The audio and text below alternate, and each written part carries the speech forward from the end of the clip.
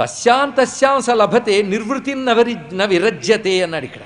ఏ శరీరం లభిస్తే ఆ శరీరమే సుఖప్రాయముగా భావించి, ఎంత గొప్పగా చెప్పాడు. సుఖప్రాయమే కానీ సుఖం కాదు. అవునో లేదో కొంచెం ఆలోచిస్తే అందరికీ తెలుస్తుంది. రోగాలతో ఉస్సురంటూ ఈడ్చుకొస్తున్న దేహాల మీద కూడా మమ వదలట్లేదు. ఇక్కడ ఇంకో అత్యద్భుతమైన మాట చెప్పాడు. ఇక్కడ నరకంలో దుఃఖాలు అనుభవించడానికి భగవంతుడికి దేహం ఇస్తాడు. ఇక్కడిచ్చే దేహం వేరే, అక్కడిచ్చే దేహం. ఆ దేహం పొందే కూడా అక్కడ కూడా బాధలు పెడుతున్నప్పటికీ ఆ దేహం మీద కూడా మమకారం ఏర్పడుతుంది. అంత కర్మయ్య బాబు అన్నాడు ఇక్కడ. నరకస్థోపి దేహం వై నపుమాంస్త్యక్తుమిచ్చతి. నరకంలో అనుభవించే దేహంలో కూడా అప్పుడప్పుడు సుఖం కలుగుతుందట. ఏమిటి? ఒక దెబ్బ ఇంకో దెబ్బ కొట్టే ముందు గ్యాపలు. ఆ సుఖం కోసం దెబ్బలు తింటుంటాడు ఇక్కడ. చూడండి ఇక్కడ. అక్కడ వచ్చినప్పటికీ కూడా నారక్యా నివృతో సత్యం, అప్పుడు కూడా కలగదు. అంటే దేహం విడిచిపెట్టడానికి ఇష్టం ఉండదు. ఎందుకంటే దేహ తాదాత్మ్యం అంత గొప్పది. అజ్ఞానం అంటే ఒక్క మాటలో తెలుసుకుందాం. దేహం నేననుకునేటటువంటి భ్రాంతి అజ్ఞానం, ఇదొక్కటి. ఇలాగ ప్రవచనం వింటూ ఉంటే ఒక ఆవిడింది, అది తప్ప ఇంకోటి చెప్పండి అని. అంటే ఆవిడకి ఎన్నో విందనమాట ఇవన్నీ. కానీ ఆవిడకి ఇష్టం లేదు అంగీకరించడానికి. అది వచ్చింది బాధ. ఏం చేస్తాం? కానీ ఇది తప్ప మరొకటి లేదు. మొత్తానికి దేహాత్మ భ్రాంతి వదులుకోవడం, పరమాత్మ జ్ఞానం తెలుసుకోవడం. అయితే రిథమిక్గా ఉందని దేహాత్మ భ్రాంతి పరమాత్మ భ్రాంతి అనకూడదు. దేహాత్మ భ్రాంతి పరమాత్మ జ్ఞానం అన్నాడు ఇక్కడ. అందుకే దేహము నేననుకోవడం భ్రాంతి, సర్వోత్కృష్టమైన భగవంతుడు నేనను తెలుసుకోవడం శాంతి. ఇది తెలుసుకోండి ఇక్కడ. ఇది భ్రాంతి, అది శాంతి. అది లభించే వరకు నిజమైన శాంతి లేదు. అది పక్కన పెట్టండి. మనశ్శాంతికి ఏదైనా మందు ఇవ్వండి అన్నాడు. అది దొరకదు అది ఇక్కడ. అక్కడికి వెళ్ళే వరకు శాంతి ఎక్కడా లేదు. అదే శాంత స్థితి, మరొకటి కాదు తెలుసుకోవాల్సింది ఇక్కడ అని చెప్తూ, ఇది ఏమాత్రం ఆలోచించకుండా బతికేసే వాళ్ళు కొందరు ఉంటారయ్యా. అలాంటి వాళ్ళు బ్రతుకు ఎలా ఉంటుందో చెప్తున్నాను. వీళ్ళకు అత్యద్భుతమైనటువంటి బిరుదుంది, గృహవ్రతులు. గృహవ్రతులు వేరు, గృహస్థులు వేరు. రెండిటికి చాలా తేడా ఉన్నది. గృహవ్రతులకి గృహస్థుకి కూడా తేడా ఉన్నది తెలుసుకోవాలి.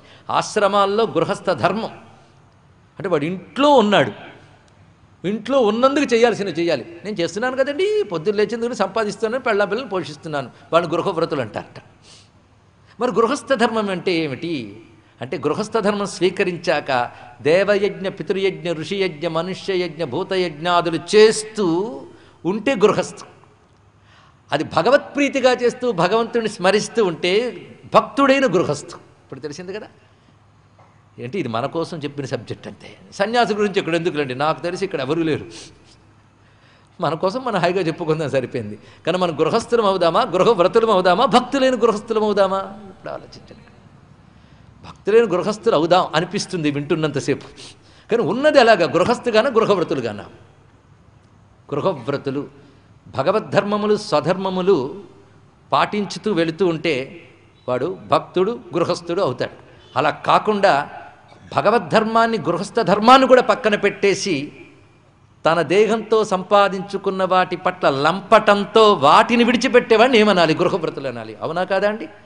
అందుకే భగవత్కథలను కూడా విడిచిపెట్టి లౌకిక ధర్మాలతో వైపు వెళుతున్నటువంటి వారు, అలాగే తాను చెయ్యవలసినటువంటి స్వధర్మములు, స్వధర్మం అంటే అవునండి మరి మనవడి పెళ్ళైతే వెళ్ళొద్దా అండి అంటే దాని స్వధర్మం అనరు. తెలుసుకోండి ఇక్కడ. అది లంపటం. ఇన్ని తెలుసుకోవాలి. తనదైనటువంటి వారి పట్ల ఎంత మేరకు వారికి బాధ్యత ఉంటుందనేది ఒక హద్దు ఉంది. ఎందుకంటే మనవడి పట్ల బాధ్యత వాడి తల్లిదండ్రులది. ఇలా చూసుకోవాలి. అలాగని వాళ్ళందరూ పక్కతో తిట్టమని కాదు ఎగ్దాం కూడా, వాటితో లంపటం కూడదని చెప్పడం. అంతా తెలుసుకోవాలి ఇక్కడ. ఇలా చెప్తుంటే మాటి మాటికి మమ్మల్ని తిడుతున్నాను ఎవరు అనుకోవద్దని భాగవతం చెప్తున్నాను ఇక్కడ. ఇది ఎవరో ఒక వ్యక్తిది, ఒక కుటుంబానిది కాదు. 99.9% మంది వీళ్ళే. ఇది తెలుసుకోండి ఇక్కడ. అందరూ అలా ఉన్నప్పుడు ప్రత్యేకంగా దీని గురించి చెప్పడం ఎందుకండి అంటే, ముక్తి అందరికీ తేలిక కాదు కనుక అది కావాలని ఆశ ఉంటే ఇది పద్ధతి అని తెలుసుకోవడం. కనీసం అది మనకు అందకపోయినా మోక్షం అంటే ఏంటో తెలుసుకోవాలి కదా, కనీసం అది తెలుసుకుంటే చాలు ఇక్కడ.